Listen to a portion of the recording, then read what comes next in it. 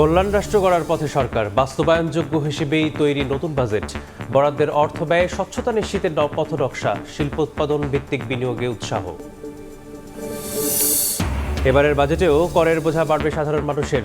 চলতি অর্থবছরের তুলনায় ৩৮,০০০ কোটি টাকারও বেশি ভ্যাটের লক্ষ্য। বড় অঙ্কের কর আদায়ের ভার জাতীয় রাজস্ব বোর্ডের কাঁধে।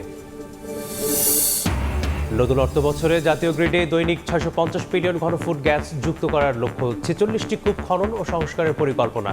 বাপেক্স ও পেট্রো বাংলাকে গতিশীল ভূমিকা রাখার তাগিদ। ভাঙনের কবলে ছোট হচ্ছে বরিশালের মানচিত্র এবং ৩৮ বছরের স্যাটেলাইট চিত্রে ভয়াবহ তথ্য। অপরিকল্পিত বেড়িবাঁধ আর অবৈধ বালু উত্তোলনে প্রতি বছর বাস্তুহারা হচ্ছে মানুষ।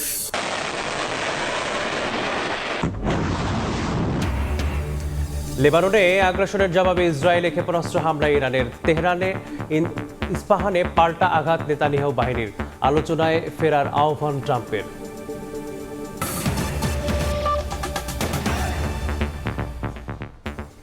সকালের সময় সঙ্গে আছি আমি মিসবাহুল আলিফ।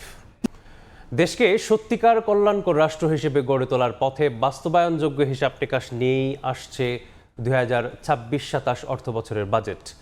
৮% নিচে মূল্যস্ফীতির বিপরীতে ৬.৫% প্রবৃদ্ধি নিয়ে সাজানো বাজেটে ব্যয়ও থাকবে গুণগত পরিবর্তনের নির্দেশনা। সময় সংবাদকে দেয়া সাক্ষাৎকারে কথা জানিয়েছেন প্রধানমন্ত্রীর অর্থ ও পরিকল্পনা উপদেষ্টা রাশেদ আল মাহমুদ তিতুমির। জানান, শিক্ষা স্বাস্থ্য খাতের বরাদ্দ বাড়িয়ে ৫% উন্নীত করার পরিকল্পনার কথা। কর্মসংস্থান নিশ্চিতে শিল্প উৎপাদন ভিত্তিক বিনিয়োগে উৎসাহ দিতে চায় সরকার। পদের কর্তব্য বিশ্বস্তার সহিত পালন করিব। দেশ পরিচালনার দায়িত্ব নিয়েই বাংলাদেশকে সত্যিকার মানবিক ও কল্যাণকর রাষ্ট্র হিসেবে গড়ে তোলার পথে হাঁটছেন প্রধানমন্ত্রী তারেক রহমান। যেমন ঋণ মওকুফ করে স্বস্তি দেওয়া হয়েছে কৃষকদের, তেমনি ফ্যামিলি সহ বিভিন্ন কার্ড সুবিধা দেওয়া হচ্ছে নিম্ন আয়ের মানুষকে। কল্যাণ রাষ্ট্রের ভিত্তি জনাব তারেক রহমানের দিয়ে শুরু হচ্ছে। দীর্ঘমেয়াদী পরিকল্পনা নিয়ে প্রধানমন্ত্রীর এই চলার পথে আসছে বাজেটেও থাকবে সবার অংশগ্রহণে অন্তর্ভুক্তিমূলক বাংলাদেশ গঠনের নির্দেশনা। সংকট থেকে উত্তরণের সকল কর্মসূচি আগামী বাজেটে থাকবে। যে ফ্যামিলি কার্ড ২৫০০ টাকা, এটা কিন্তু বাংলাদেশের ক্ষেত্রে যদি চিন্তা করা হয় এবং এটাকে বাড়ানো হবে সার্বজনীন বলে, ঠিক একই কায়দায় অন্যান্য ক্ষেত্রেও বাড়ানো হবে। সময় সংবাদকে দেয়া এই সাক্ষাৎকারে অর্থ উপদেষ্টা জানান, টেকসই ও জনবান্ধব উন্নয়ন নিশ্চিতে শিল্প উৎপাদন ভিত্তিক বিনিয়োগে গুরুত্ব দিতে চায় সরকার। গল্প শুনতাম যে ডেমোগ্রাফিক ডিভিডেন্ড, ৬০% তো চলে গেছে, কোনো কিছুই হয়নি। আমাদের কর্মসংস্থান করতে হবে। তো কর্মসংস্থানটা হবে কোত্থেকে? উৎপাদন করতে হলে তো বিনিয়োগ দরকার। বিনিয়োগ উৎপাদন বাড়লে কর্মসংস্থান হবে। চাই যে কিভাবে স্বনির্ভরতা আমদানি নির্ভর না থাকে এবং শিল্পায়ন ঘটে এবং আমাদের রপ্তানি আরো বাড়ে। বিনিয়োগকে উৎসাহী করতে রাখা হবে রাজস্ব নীতির ধারাবাহিকতা। বিনিয়োগ করতে কি লাগে? প্রথম লাগবে নীতির ধারাবাহিকতা। আমার তো জ্বালানি সমস্যা আছে, আমার তো বিদ্যুৎ লাগবে, তা না হলে কলকারখানা গড়ে উঠবে কিভাবে? অর্থায়ন লাগবে। এই সুদের হার দিয়ে বন্ধ কলকারখানা চালু হবে কিভাবে? এইগুলোর প্রতিটাই কিন্তু আগামী বাজেটে নিশ্চিত করা হবে। শিক্ষা স্বাস্থ্য খাত বিশেষ গুরুত্ব পাবে আসছে বাজেটে। মানবিক রাষ্ট্র যদি করতে হয় তাহলে দুটো পরিবর্তন তো হতে হবে ন্যূনতম। শিক্ষা এবং স্বাস্থ্য ক্ষেত্রে একটা বড় রকমের গুণগত পরিবর্তন দরকার। সেই জন্যই উল্লেখ করা হয়েছে ধারাবাহিকভাবে ৫% পর্যন্ত মোট দেশজ উৎপাদনের শিক্ষা খাতে এবং স্বাস্থ্য খাতে ব্যয় হবে। ২০৩৪ সালের মধ্যে $১ ট্রিলিয়ন অর্থনীতির বাংলাদেশ গড়তে আগামী অর্থবছরে জিডিপি প্রবৃদ্ধি ৬.৫% নেয়ার পাশাপাশি মূল্যস্ফীতিকে ৮%-এর নিচে আটকে রাখার পরিকল্পনার কথাও জানান তিনি। ধরে নিয়েছি যে এখন অর্থনীতির প্রবৃদ্ধি ৪ থেকে ৪.২ হবে, আর আগামী বছর আমরা নির্ধারণ করেছি এটা ৬.৫% যাবে। এই কথা সবারই জানা আছে যে উন্নয়নশীল বিশ্বে আর উন্নত বিশ্বের মূল্যস্ফীতির হার এক হবে না। এই পার্থক্য মাথায় রাখতে হবে। বাজেটে বরাদ্দ দেয়া অর্থ ব্যয়ের স্বচ্ছতা নিশ্চিতের পথনকশা থাকবে ২০২৬-২৭ অর্থ বছরের উত্থাপিত জাতীয় বাজেটে।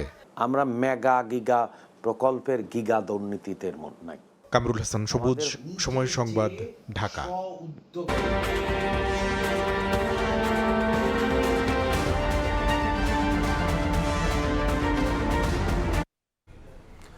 আসছে বাজেটেও সাধারণ মানুষের উপর বাড়ছে করের বোঝা। চলতি অর্থবছরের তুলনায় 2026-27 অর্থবছরে 38,000 কোটি টাকারও বেশি ভ্যাট আদায়ের লক্ষ্য দেওয়া হচ্ছে জাতীয় রাজস্ব বোর্ড এনবিআরকে। আয়কর খাতে 2,23,000 আর আমদানি রফতানি শুল্কে 1,57,000 কোটি টাকা আদায়ের দায়িত্ব পড়তে যাচ্ছে সংস্থাটির কাঁধে। এস এম আরিফিনের রিপোর্ট।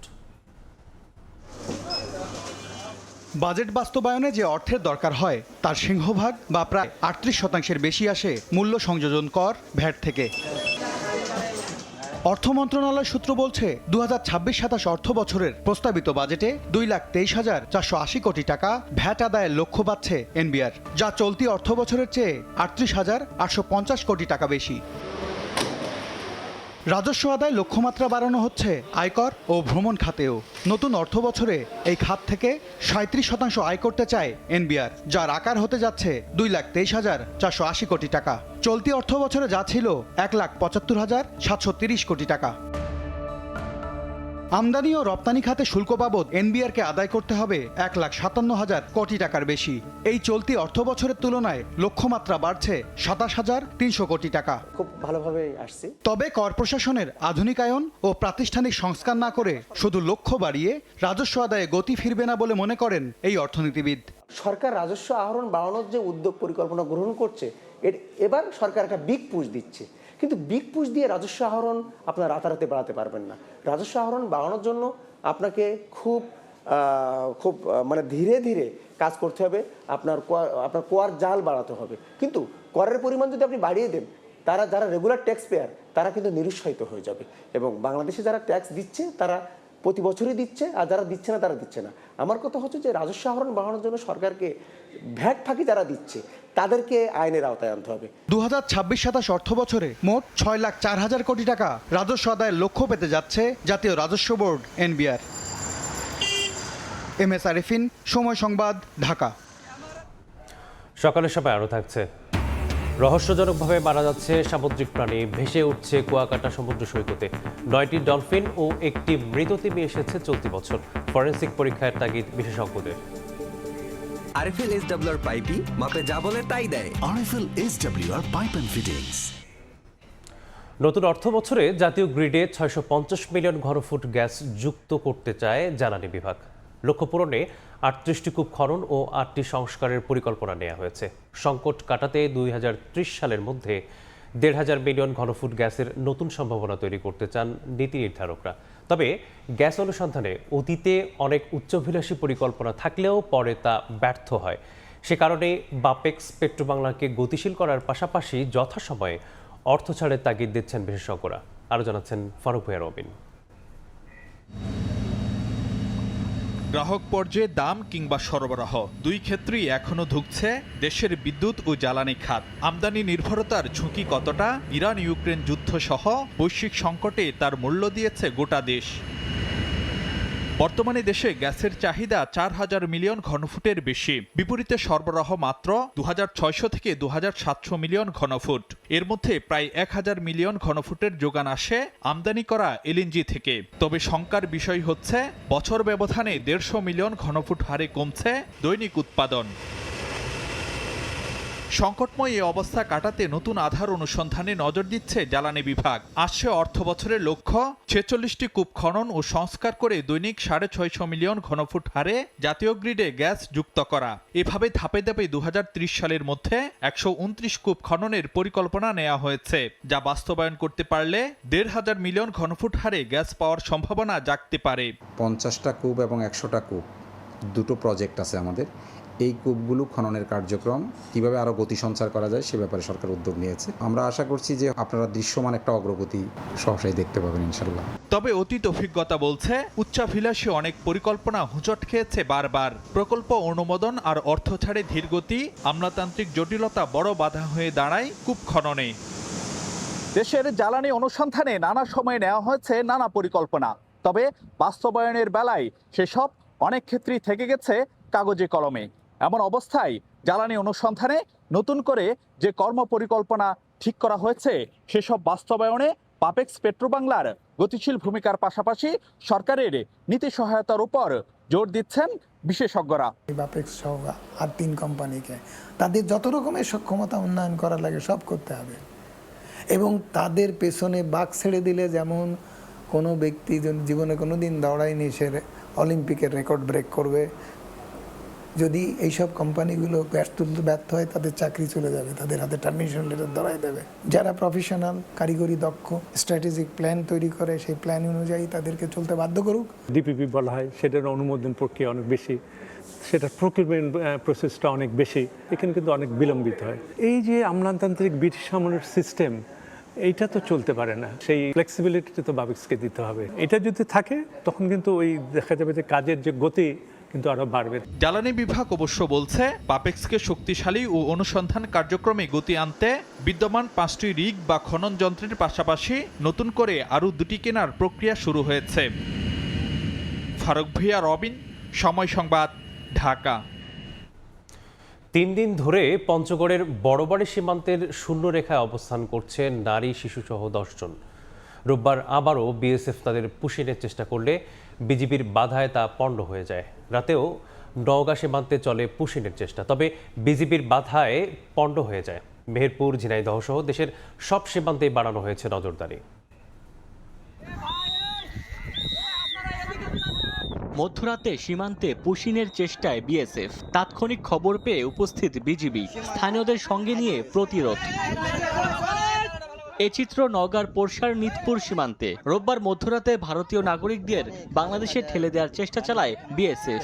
সীমান্ত পাহারা দেওয়ার জন্য এর আগে পঞ্চগড়ের বড়বাড়ি প্রধানপাড়া সীমান্ত দিয়ে পুশিনের চেষ্টা চালায় ভারতীয় সীমান্তরক্ষী বাহিনী। 2 দিন পরও শূন্যরেখায় অবস্থান করছে শিশুসহ 10 জন। শুক্রবার ভোরে তাদের বাংলাদেশে ঠেলে পাঠানোর চেষ্টা চালায় বিএসএফ। এরপর রোববার দুপুরে আবারও তাদের পুশিন চেষ্টা চালায় বিএসএফ, তবে বাধা দেয় বিজিবি। অবৈধ কোনোভাবে পুশিনের চেষ্টা করবেন না। মেহেরপুরে তেঁতুলবাড়িয়া সীমান্তে সতর্ক অবস্থানে বিজিবি। সীমান্তরক্ষী ও গ্রামবাসীর তৎপরতায় ভারত থেকে ঠেলে পাঠানো 6 জনকে কোনোভাবেই অতিক্রম করতে দেয়া হয়নি সীমান্ত।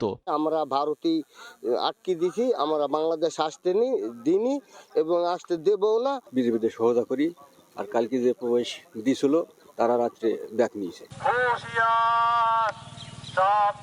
সাতক্ষীরা সীমান্তে রাত দিন টহল জোরদার রেখেছে বিজিবি। গ্রামবাসীকে সচেতন করতে করা হচ্ছে মাইকিং। ভারতের কেউ যদি আমাদের ক্ষতি করার চেষ্টা করে তাহলে আমরা বিজিবিকে নিয়ে আমরা সেটা প্রতিহত করার চেষ্টা করব। আমরা এলাকা দিয়ে কখনো পুশিং হতে দেব না।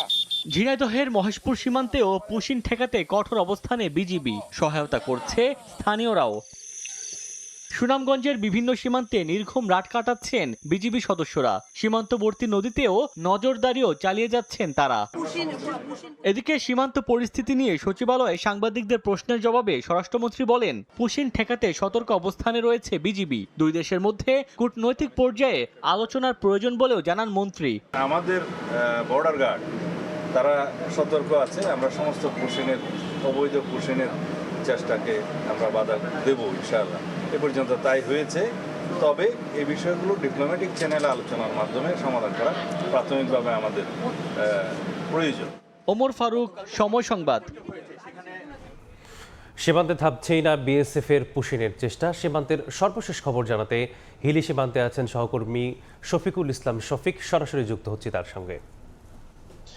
পুশিন ঠেকাতে সর্বোচ্চ সতর্ক অবস্থায় রয়েছে হিলি সীমান্তের বিজিবি সদস্যরা। গত শনিবার থেকে রাত দিন তারা টহল বৃদ্ধি করেছে। বিজিবির সঙ্গে স্থানীয় গ্রাম পুলিশ এবং গ্রামের যে সাধারণ যুবকরা আছে তারা সহকারে দিন রাত তারা এখানে টহল দিচ্ছে। বিশেষ করে কোনোভাবে যেন অবৈধভাবে যেন পুশিন যেন না হতে পারে। তো আমি আপনাকে সীমান্তের যে পুরো চিত্রটা যদি আপনাকে দেখাই, এইটা হচ্ছে একদম বাংলাদেশের এত কাছাকাছি সীমান্ত কোথাও আছে কিনা জানি না, এত কাছাকাছি সীমান্ত এখানে সহজেই কিন্তু পুশিন হওয়ার সংখ্যা রয়েছে। তবে বিজেপি সর্বোচ্চ সতর্ক অবস্থায় রয়েছে। এখানে তাদের যে বিজিবি সদস্য তাদের সংখ্যা বৃদ্ধি করেছে, টহল বৃদ্ধি করেছে, পোস্ট গোলার সংখ্যা বৃদ্ধি করেছে। এখানে যে জয়ফাট বিজিবির যে অধিনায়ক লেফটেন্যান্ট কর্নেল লতিফুর বাড়ি রয়েছে, তিনি যেমনটা জানিয়েছেন, বিশেষ করে সীমান্ত এলাকায় 70টি সিসি ক্যামেরা রয়েছে। সিসি ক্যামেরা তারা মনিটরিং করছে। বিশেষ করে কোন রকম অপরিচিত লোক যেন সীমান্তের এ পাশে বাংলাদেশে যেন প্রবেশ না করে, বাংলাদেশ থেকে তারা যেন সীমান্তের দিকে না যায়।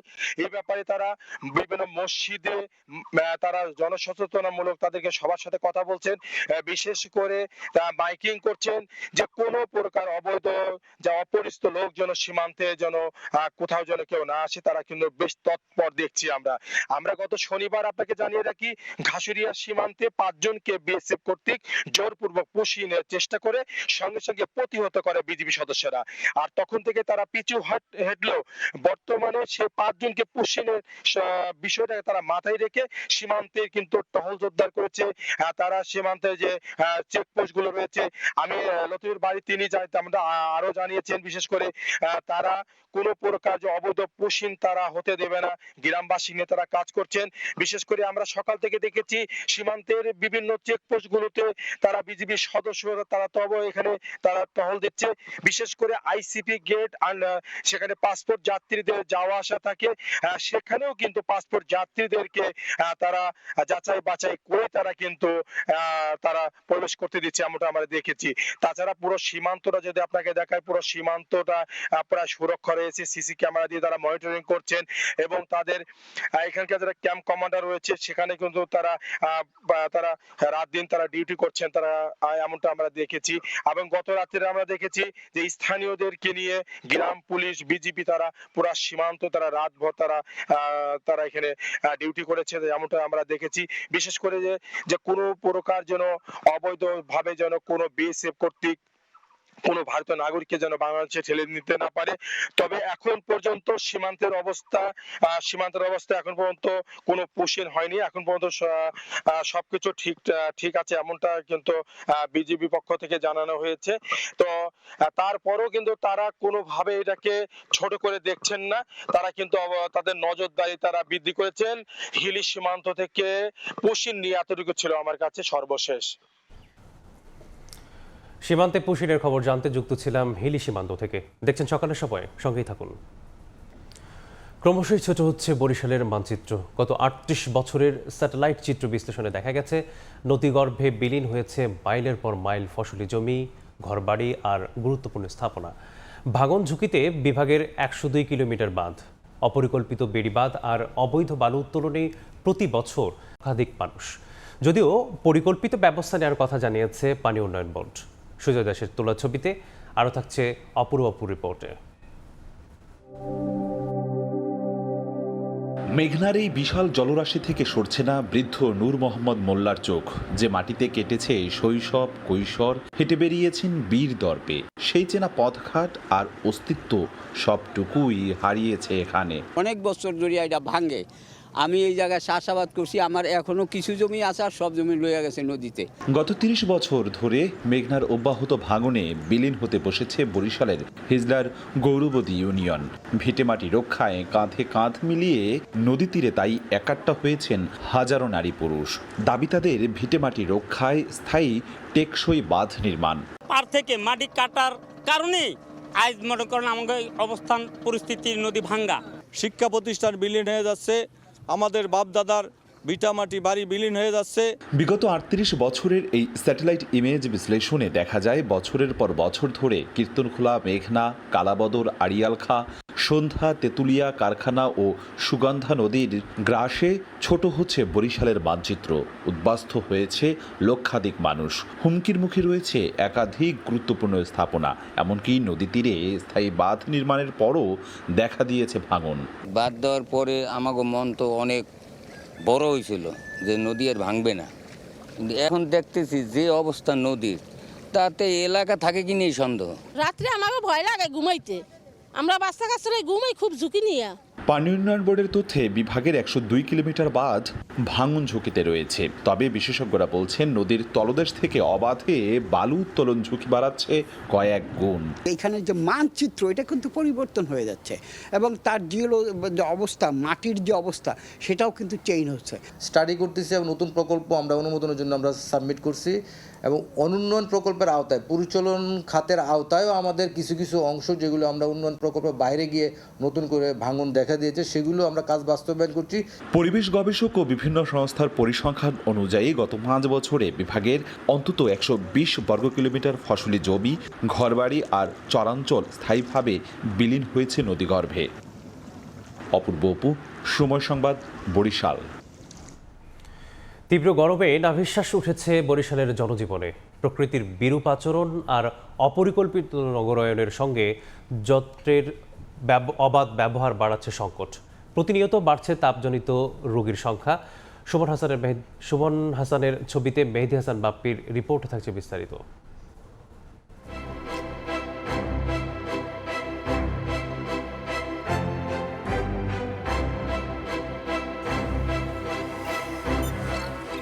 মাথার উপর গনগনে সূর্য, শরীর বেয়ে নামছে অবিরাম ঘাম।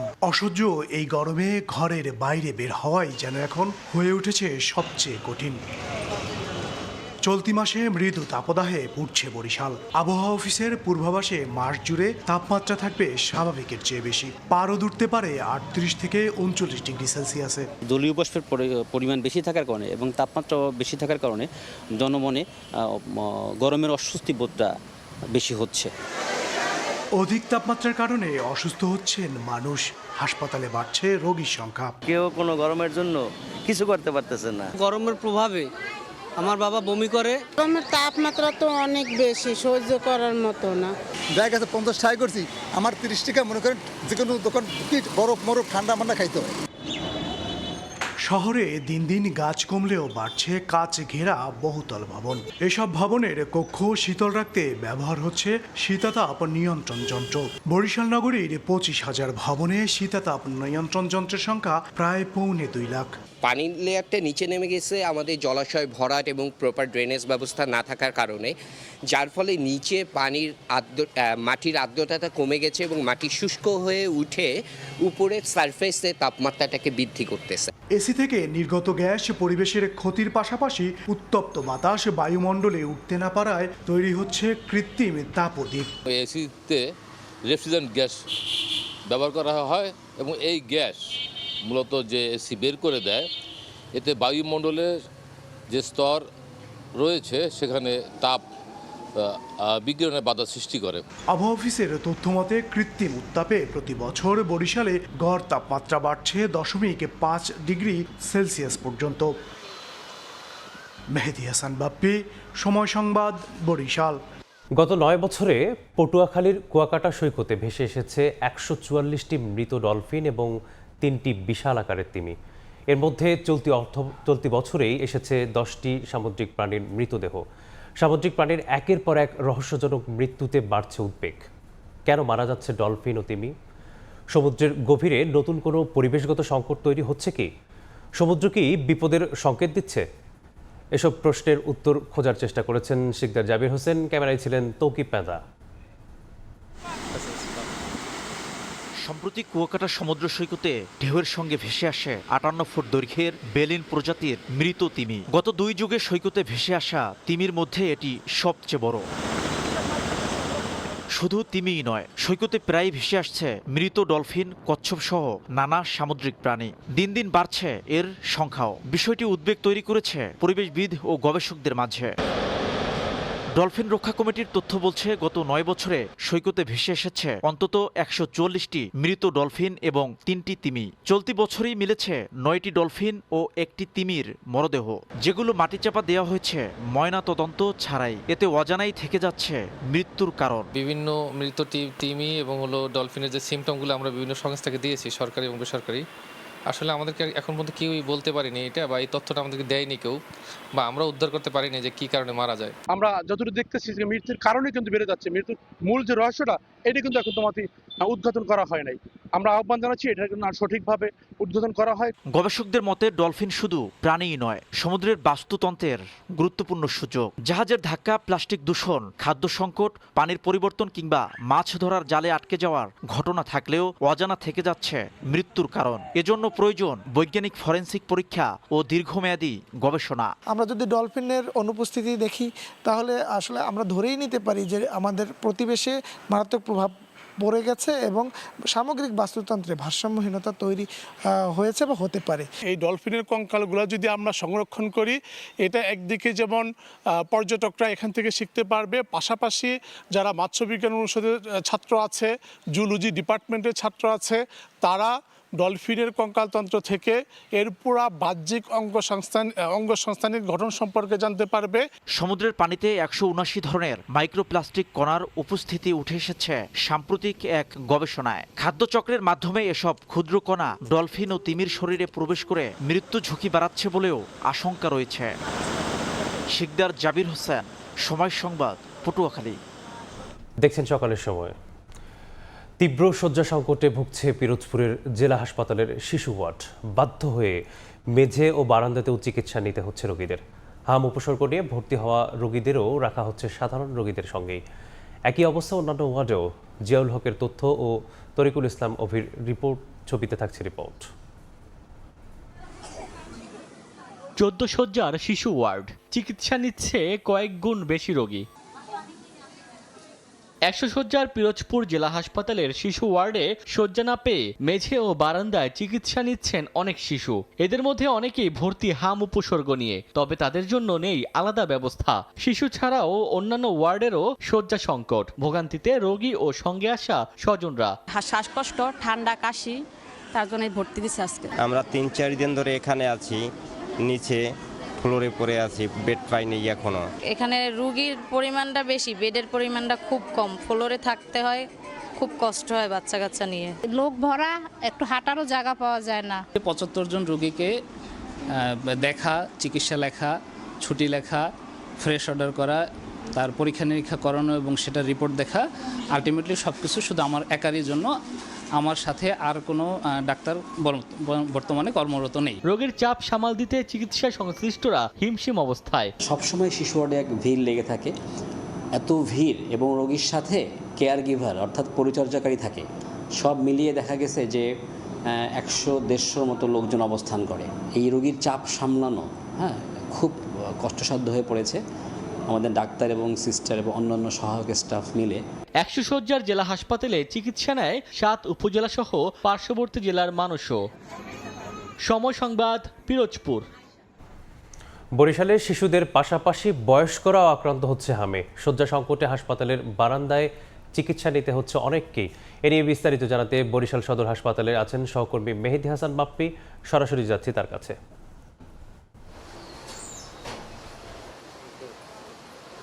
বরিশালে শিশুদের পাশাপাশি কিন্তু প্রতিদিনই হামে আক্রান্ত হচ্ছেন বয়স্ক রোগীরাও। আমরা এই মুহূর্তে রয়েছি বরিশাল জেনারেল যে হাসপাতালটি রয়েছে সেখানটিতে রয়েছে, এবং এখানে শিশুদের পাশাপাশি যে বয়স্ক রোগীদের যে ভিড় সেটি কিন্তু আমরা দেখতে পাচ্ছি, এবং বিশেষ করে 4টি বেডে এই হাসপাতালটিতে হামের চিকিৎসা চলে, যার ফলে বাধ্য হয়ে হাসপাতালের যে করিডোর, বারান্দার মেঝে, সেখানে রোগীদের চিকিৎসা নিতে হচ্ছে।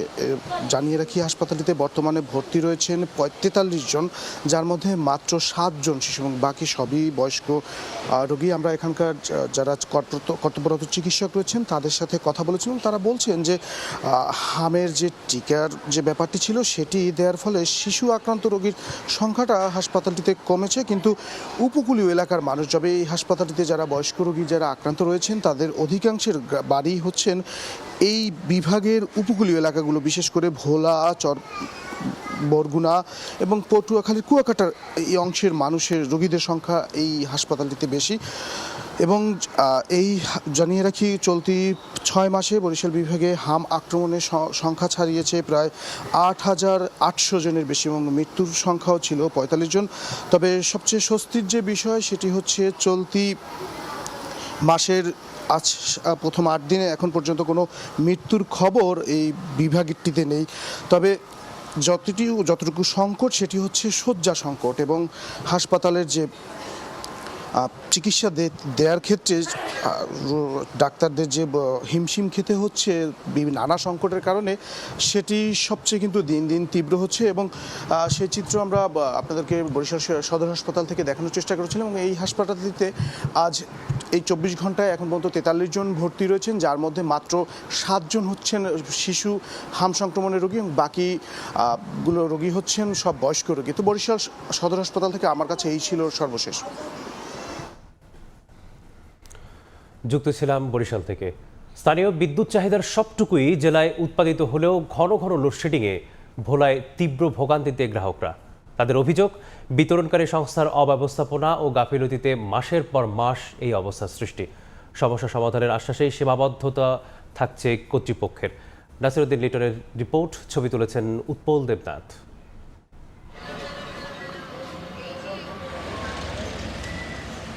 তীব্র গরমে বারবার লোডশেডিং, ভোগান্তিতে ভোলার পল্লী বিদ্যুতের গ্রাহকরা। বিদ্যুতের আসা যাওয়ার খেলায় ব্যবসা প্রতিষ্ঠানে থমকে আছে কাজ। জেলার 7 উপজেলায় পল্লী বিদ্যুৎ সমিতির গ্রাহক প্রায় 4.5 লাখ।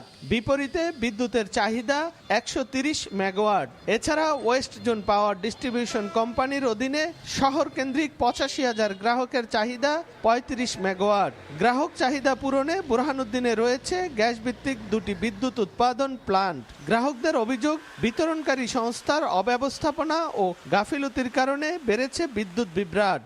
হাইস্ট 4 থেকে 5 ঘন্টার অতিরিক্ত কারেন্ট পাই না। 10 মিনিট 20 মিনিট খায়, এর মধ্যে 3 ঘন্টা 4 ঘন্টা 6 ঘন্টা গিলো খায় না। হেগমন মতন হেরা দেয়, আবার হেরা নিয়ে যায়। আমাদের বাড়ির যে বাচ্চাগুলি ছটফট করতেছে। আমি মনে করি সরকার আমাদের ভোলার দিকে স্পেশাল দৃষ্টি দেখ। গণশুনানির মাধ্যমে জনগণের মতামত নিয়ে তারপরে এই বিদ্যুৎ বিলটা বাড়ানো।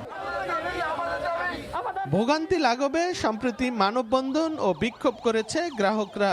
ওজাপাড়িকো এবং ভোলাপল্লী বিদ্যুৎ সমিতির অবহেলার কারণে আমরা ভোলাবাসী বিদ্যুৎ পাবো না, এইটা হইতে পারে না। লোডশেডিং এর সমস্যার সমাধান না করে আমরা কঠোর কর্মসূচিতে যেতে বাধ্য হব।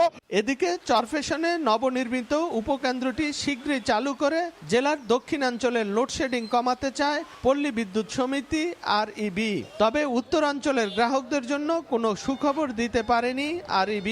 আর ওজোপাটিকো জানিয়েছে, গ্রিড উপকেন্দ্র না থাকায় 40 কিলোমিটার দূরের বুরহানুদ্দিন থেকে আনা লাইনের যে সমস্যা হচ্ছে তা সমাধানের চেষ্টা চলছে।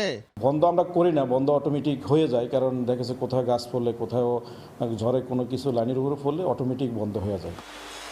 বুরহানুদ্দিনে গ্যাস ভিত্তিক 2টি প্ল্যান্টের বিদ্যুৎ উৎপাদন সক্ষমতা সর্বমোট 450 মেগাওয়াট। নাসিরউদ্দিন লিটন, সময় সংবাদ, ভোলা। খানাখন্দ থাকায় একটু বৃষ্টিতেই পানি জমছে পটুয়াখালী বাস টার্মিনালে। এতে ভোগান্তিতে পড়েছেন যাত্রী ও পরিবহন সংশ্লিষ্টরা। দীর্ঘদিন সংস্কারের অভাবেই স্থাপনাটির এমন দশা। জমি অধিগ্রহণ হলে পরিসর বাড়িয়ে আধুনিক টার্মিনাল নির্মাণের কথা জানিয়েছে LGED। সুজয় দামের ছবি এবং মোহাম্মদ মনির হোসেন বাদলের তথ্য নিয়ে রিপোর্ট। বাস টার্মিনালে জমে আছে পানি, ভোগান্তিতে যাত্রী ও পরিবহন চালকরা। বিভিন্ন রুটের পরিবহনের চাপ বাড়লেও উন্নয়নের ছোঁয়া লাগেনি পটুয়াখালী বাস টার্মিনালে। একাধিক খানাখন্দে অল্প বৃষ্টিতেই পানি জমছে আশপাশের এলাকায়। ঝুঁকি নিয়ে চলছে যাত্রী ওঠানামা। সবচেয়ে বেশি ভোগান্তিতে নারী ও শিশুরা। দীর্ঘদিন সংস্কার না হওয়ায় এমন দশা অভিযোগ স্থানীয়দের। এইটাকে উন্নয়ন করা দরকার, না হলে মানুষের, বিশেষ করে আমরা যারা যাত্রী সাধারণ আছি, আমাদের অনেক ভোগান্তির সৃষ্টি হচ্ছে। বাস স্ট্যান্ডের যে অবস্থা, পানিতে ডুবিয়ে থাকি, আমরা গাড়িগুলি চালাইতে পারতে আসি না। আমরা পৌর কর্তৃপক্ষ প্রতি মাসে মাসে বলতেছে যে আমাদের মেরামত করবে, সংস্কার করবে, কিন্তু যাত্রী যে দুর্ভোগ, আমরা এগুলো সহ্য করতে পারতেছি না। দুর্ভোগ কমাতে শিগগিরই খানাখন্দ মেরামতের কথা জানিয়েছে পৌর কর্তৃপক্ষ। আর জমি অধিগ্রহণ করা গেলে আধুনিক টার্মিনাল নির্মাণের কথা বলছে LGED। ম্যাসিভ সংস্কার নিতে চাচ্ছি না বা পারছি না, এই কারণে যে আমাদের এটা অলরেডি নতুন একটা বাস স্ট্যান্ড নির্মাণের জন্য এটা DPP অনুমোদন হয়ে আছে। এখানে ল্যান্ড এক্সিকিউশন বিষয় আছে। LGED এককভাবে কাজ করতে পারে, 3টে ডিপার্টমেন্ট, পৌরসভা, জেলা প্রশাসনের অফিস, DC অফিস আর LGED, 3টে সংস্থা এখানে জড়িত আছে। তাদের সহযোগিতা পেলে ইনশাল্লাহ এটা এবারে সাকসেসফুলি সম্পন্ন হবে। 2003 সালে 2 একর জমির ওপর 1,65 লাখ টাকা ব্যয়ে নির্মাণ হয় বাস টার্মিনালটি। এখান থেকে প্রতিদিন বিভিন্ন রুটে চলাচল করে 1.5 শতাধিক বাস। সময় সংবাদ, পটুয়াখালী। পিরোজপুরে সরকারিভাবে ধান কেনায় অনিয়মের অভিযোগ উঠেছে। কৃষকের দাবি, মানসম্পন্ন শস্য না হলেও গুদাম সংশ্লিষ্টদের যোগসাজশে কেনা হচ্ছে নিম্নমানের ধান। তবে অভিযোগ অস্বীকার করছে খাদ্য গুদাম কর্তৃপক্ষ। জিয়াউল হকের তথ্য ও তরিকুল ইসলামের অভির ছবিতে রিপোর্ট। পিরোজপুরের নাজিরপুর উপজেলার শ্রীরামকাঠি খাদ্য গুদাম। এখানে চলছে সরকারিভাবে বোরো ধান সংগ্রহ কার্যক্রম। কৃষকদের অভিযোগ, গুদামে গেলেও নানা অজুহাতে নেওয়া হয় না ধান। এতে বাধ্য হয়ে কম দামে পাইকারি ব্যবসায়ীদের কাছে বিক্রি করতে হচ্ছে ফসল। তাদের দাবি, ভালো মানের ধান সংগ্রহ করা না হলেও সংশ্লিষ্টদের যোগ সাজশে গুদামে সরবরাহ হচ্ছে নিম্নমানের ধান। সার ওষুধ মিলিয়ে যে খরচ হয়েছে, এই 6 বিঘা জমির ধান বিক্রি করলে আমার সাথে এই খরচার টাকা উঠে না। ধান প্রতিনিয়তই ঢুকে, কিন্তু আমাদের ধান ঢুকতে আসে না। সরকার দেশে 1340 টাকা, আমরা বাজি 750 টাকা। গোডাউনে গেলে পর আপনার দেখা যায় আমরা যদি 25 মণ ধান দিতে যাই, আমাদের 5000 টাকা ঘুষ দেওয়া লাগবে। আমরা করে পয়সা চাই, মেয়ে পয়সা দাও, তোমাকে মাল চলবে। তবে অনিয়মের অভিযোগ অস্বীকার করেছেন খাদ্য গুদাম কর্মকর্তা। মিথ্যে অভিযোগ বলে দিচ্ছে, আমরা নোটিশ টানাই দিয়েছি, আমাদের বস্তা নাই, ঘরচক্ত জায়গা নাই, তারা আমাদের কথা শুনে নাই। ধান এক গেছে আমার অনুমতি ছাড়া সবাই আমাকে জিজ্ঞেস করে না যারা ধান নিয়ে আসছে। কোনো কৃষক অভিযোগ করতে পারবে না, আমি এটা শিওর। কোনো কৃষক, যে কৃষক আসে এখানে, কোনো কৃষক অভিযোগ করতে পারবে না। চলতি মৌসুমে নাজিরপুর উপজেলায় মন প্রতি 1440 টাকা দরে ধান কিনছে খাদ্য গুদাম। আর ধান সংগ্রহের লক্ষ্যমাত্রা নির্ধারণ করা হয়েছে 1306 মেট্রিক টন। সময় সংবাদ, পিরোজপুর। দেশের বাইরের খবর। আবারও শোনা যাচ্ছে ইরান ইসরায়েল যুদ্ধের দামামা। লেবাননে হামলার প্রতিশোধ হিসেবে ইসরায়েলের একাধিক অঞ্চলে ক্ষেপণাস্ত্র হামলা চালিয়েছে আইআরজিসি। জবাবে ইরানের মধ্য ও পশ্চিমাঞ্চলে হামলা চালিয়েছে ইসরায়েল।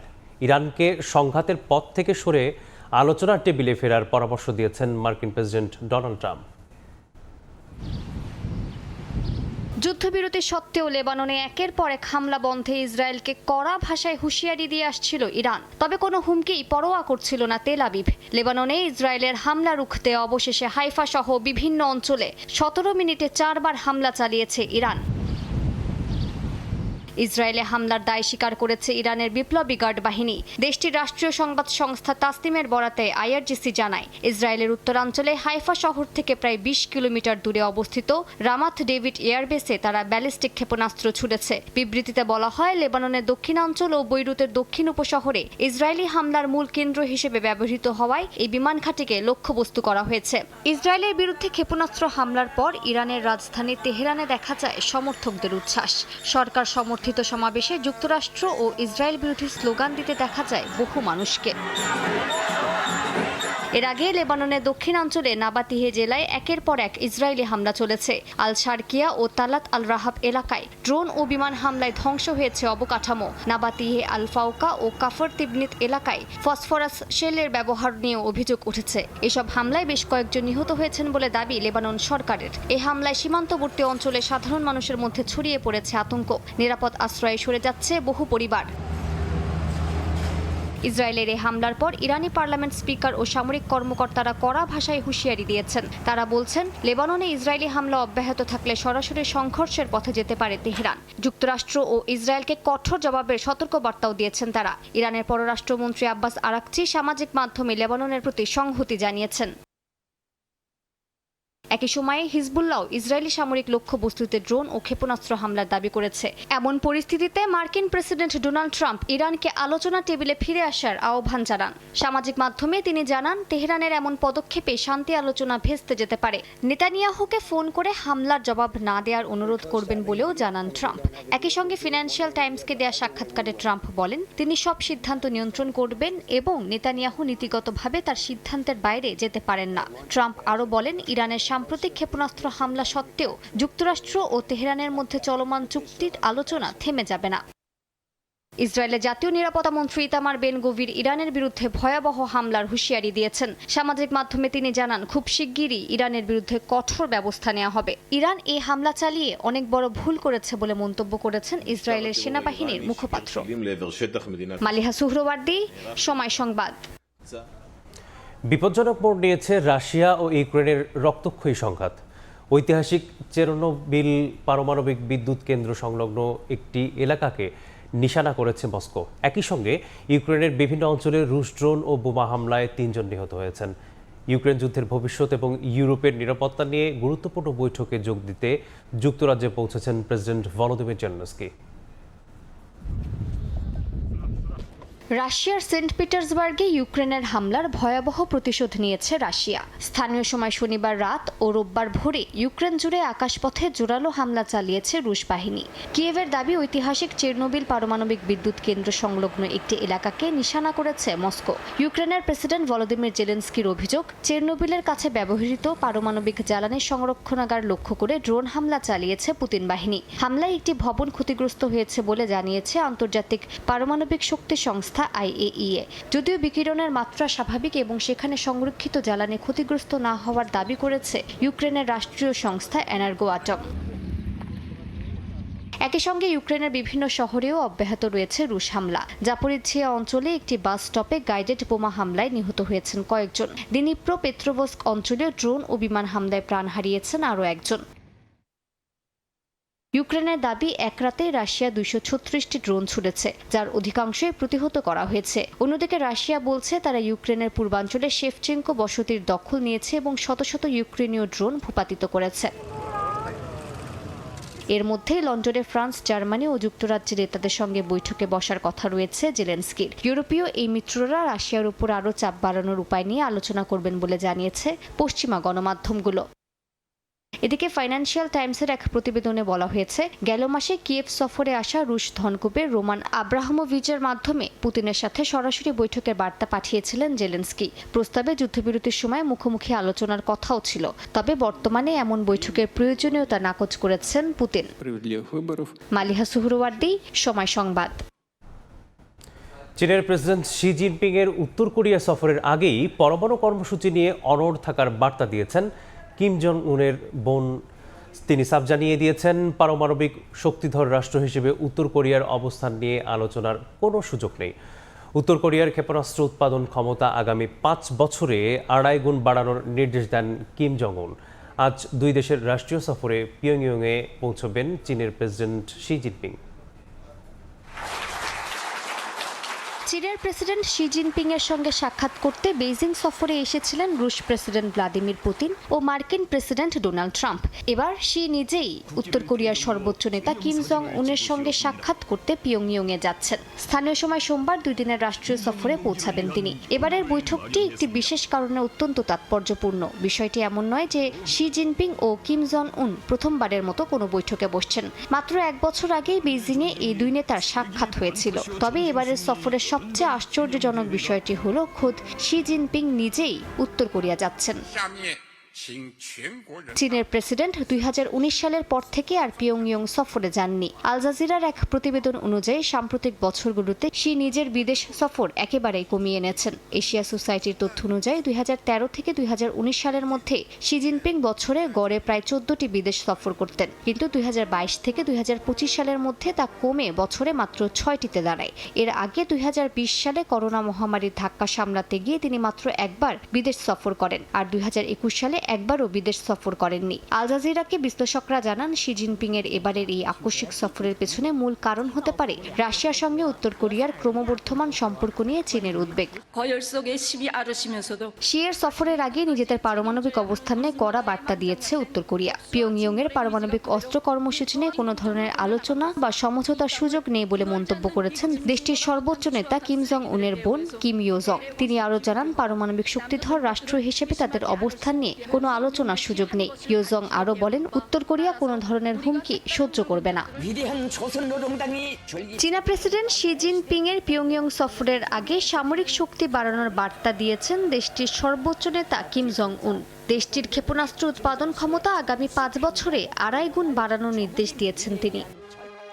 মালিহা সুহরওয়ার্দী, সময় সংবাদ। ফিলিপিন্সের দক্ষিণাঞ্চলীয় মিন্দানাও দ্বীপে 7.8 মাত্রার শক্তিশালী ভূমিকম্প আঘাত এনেছে। এতে বিভিন্ন স্থানে ক্ষয়ক্ষতির খবর পাওয়া গেছে। ভূমিকম্পের পর উপকূলীয় এলাকাগুলোয় সুনামি সতর্কতা জারি করেছে দেশটির কর্তৃপক্ষ। মার্কিন ভূতাত্ত্বিক জরিপ সংস্থা USGS জানিয়েছে, ভূমিকম্পটির উৎপত্তিস্থল ছিল ভূপৃষ্ঠের প্রায় 35 কিলোমিটার গভীরে। সম্ভাব্য জলোচ্ছ্বাসের ঝুঁকি এড়াতে সমুদ্র উপকূলের বাসিন্দাদের দ্রুত, নিরাপদ ও উঁচু স্থানে সরে যাওয়ার আহ্বান জানানো হয়েছে। তাৎক্ষণিকভাবে কোনো হতাহতের খবর পাওয়া যায়নি। পরিস্থিতি পর্যবেক্ষণে রয়েছে স্থানীয় কর্তৃপক্ষ এবং জরুরি সেবা সংস্থাগুলো।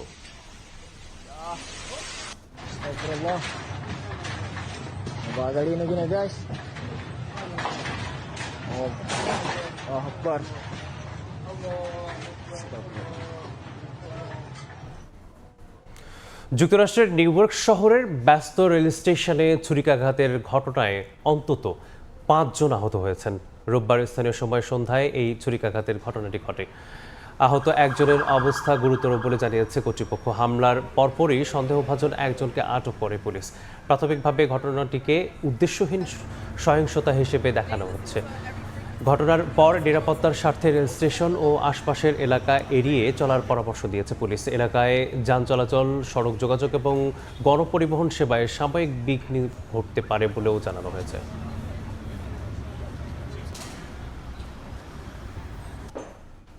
দেখছেন সকালের সময়।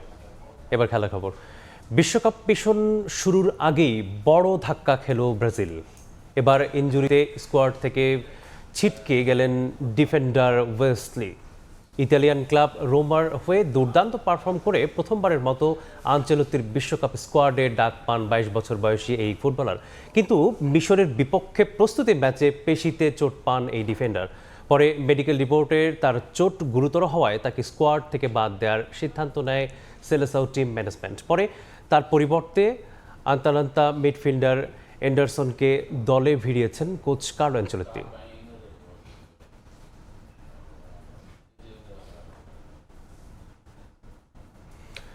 ডেনমার্ক ইউক্রেন প্রস্তুতি ম্যাচে ঘটে গেল বড় এক দুর্ঘটনা। মাঠের মধ্যে অসুস্থ হয়ে মৃত্যুর মুখ থেকে ফিরে আসেন ডেনমার্ক মিডফিল্ডার ক্রিশ্চিয়ান এরিকসন। ম্যাচের 65 মিনিটে হঠাৎ বুকের ব্যথায় জ্ঞান হারিয়ে ফেলেন এরিকসন। পরে দ্রুতই মাঠে তাকে প্রাথমিক চিকিৎসা দেওয়ার পর জ্ঞান ফেরে। এরপর ম্যাচের বাকি অংশ আর মাঠে গড়ায়নি। বর্তমানে হাসপাতালে ভর্তি আছেন তিনি। ডেনমার্ক ফুটবল অ্যাসোসিয়েশন জানিয়েছে এখন সুস্থ এই মিডফিল্ডার, হাঁটাচলাও করতে পারছেন। এর আগে 2021 সালের ইউরোতে ফিনল্যান্ডের বিপক্ষে ম্যাচেও হার্ট অ্যাটাক করেন এই ফুটবলার। তখন তার বুকে রিং বসানো হয়, আর সেটা নিয়েই ফুটবল খেলে যাচ্ছেন ক্রিশ্চিয়ান এরিকসন।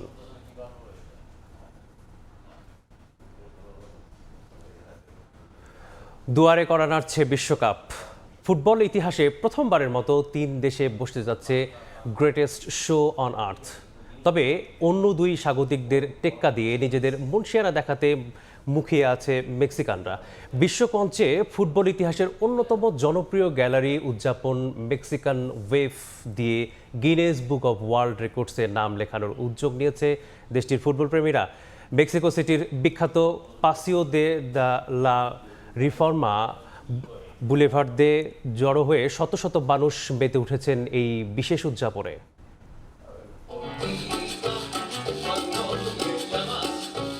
বিশ্বকাপের 3 স্বাগতিকের মধ্যে চলছে এক অলিখিত লড়াই। কে কাকে টেক্কা দিয়ে আয়োজনে মাত দেবেন সেই চেষ্টা দেশগুলোর সমর্থকদের মাঝে। তবে সবাইকে বাজিমাত করে অনেকটাই এগিয়ে গেল Mexico.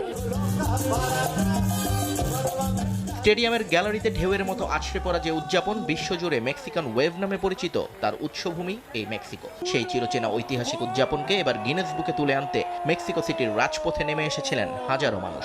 Angel of independence monument থেকে শুরু করে গ্লোরিয়াটা দেল কারবাইতো পর্যন্ত ছিল শুধু মানুষ আর মানুষ।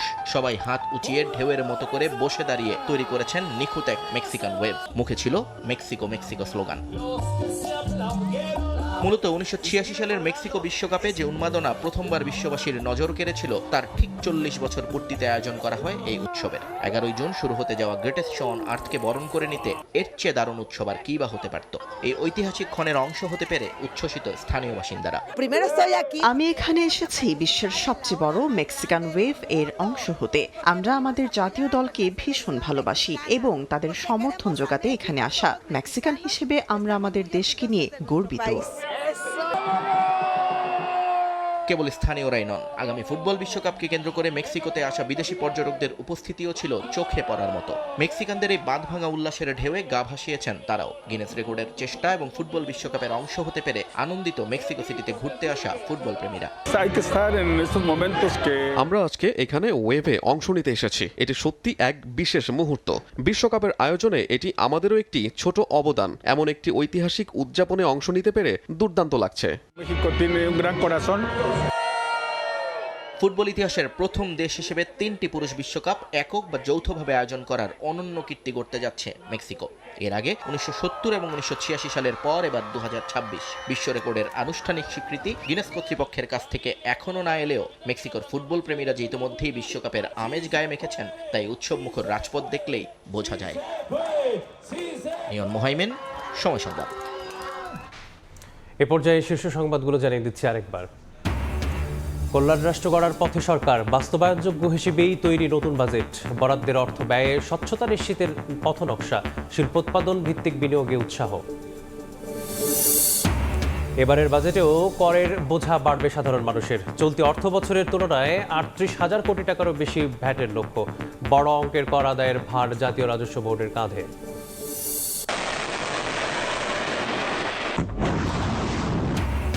লেবাননে আগ্রাসনের জবাবে ইসরায়েলের ক্ষেপণাস্ত্র হামলা ইরানের। তেহরান ইস্পাহানে পাল্টা আঘাত নেতানিয়াহু বাহিনীর। আলোচনায় ফেরার আহ্বান ট্রাম্পের।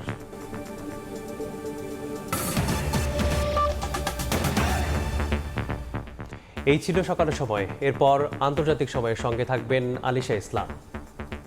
ধন্যবাদ মেজবা। আন্তর্জাতিক সময় নিয়ে আসছে কিছুক্ষণ পর, সঙ্গে থাকুন সময়।